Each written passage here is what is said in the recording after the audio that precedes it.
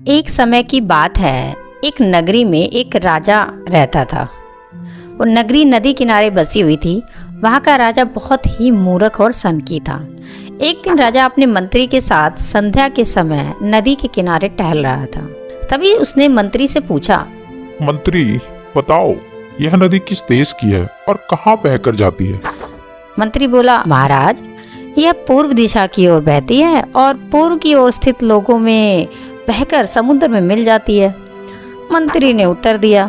यह सुनकर राजा बोला, यह नदी हमारी है और इसका पानी भी हमारा है। क्या पूर्व में स्थित देश इसी नदी के पानी का उपयोग करते हैं?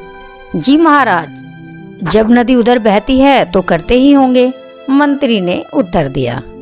इस पर राजा बोला, जाओ नदी पर दीवार बनवा दो और सारा का सारा पानी रोक दो। हम नहीं चाहते कि पूर्व दिशा में स्थित देशों को पानी दिया जाए। लेकिन महाराज इससे हमें ही नुकसान होगा, मंत्री ने उत्तर दिया। नुकसान? कैसा नुकसान? नुकसान तो हमारा हो रहा है। हमारा पानी पूर्व के देश मुफ्त में ले रहे हैं और तुम कहते हो कि नुकसान हमारा ही होगा। मेरी आज्ञा का शीघ्र से शीघ्र पालन किया जाए। राजा गुस्से से बोला। मंत्री ने तुरंत कारीगरों को बुला लिया और नदी पर दीवार बनाने का काम शुरू करवा दिया। कुछ ही दिनों में दीवार बनकर तैयार हो गई। राजा बहुत खुश हुआ, पर उसकी मूर्खता की वजह से कुछ समय बाद नदी का पानी शहर के घरों में घुसने लगा। लोग अपनी परेशानी लेकर मंत्री के पास आए। मंत्री ने उन्हें आश्वासन दिया कि वह सब ठीक कर देंगे। मंत्री ने एक योजना बनाई। महल में एक घंटा बजाने वाला आदमी रहता था। वह हर घंटे पर समय के अनुसार घंटा बजा देता था, जिससे सभी को समय का पता चल जाता था। मंत्री ने उस आदमी को आदेश दिया कि आज रात को जितना समय हो उसका दुगना घंटा बजाए। आदमी ने ऐसा ही किया।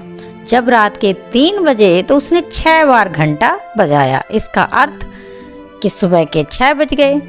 घंटा बजते ही सभी लोग उठ गए। राजा भी उठ गया और बाहर आ गया। वहाँ पर मंत्री मौजूद था।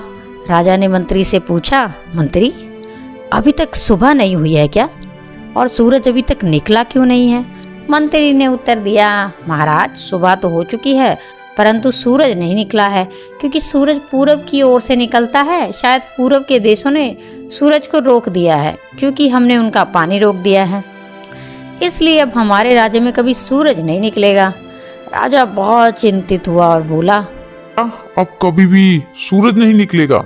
आज यदि आप नदी का पानी छोड़ दें तो शायद वे भी सूरज छोड़ देंगे, मंत्री ने उत्तर दिया।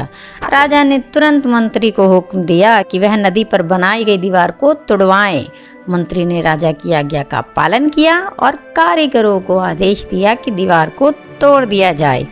कारीगरों ने दीवार तोड़ दी और जैसे ही दीवार टूटी, सचमुच सूर्योदय का समय हो चुका था और दिव्यमान सूरज चारों तरफ अपनी लालिमा बिखेर रहा था। सूरज को उगता देख राजा बहुत खुश हुआ और मंत्री को इनाम दिया और कहा, तुम्हारी वजह से आज हम फिर सूरज को देख पाए हैं। अब हमारे राज्य में कभी अंधेरा नहीं रहेगा। मंत्री ने मासूम सा मुंह बनाकर जवाब दिया, महाराज ये तो मेरा फर्ज था। तो दोस्तों, कहानी अगर अच्छी लगती हो तो चैनल को सब्सक्राइब जरूर कीजिए।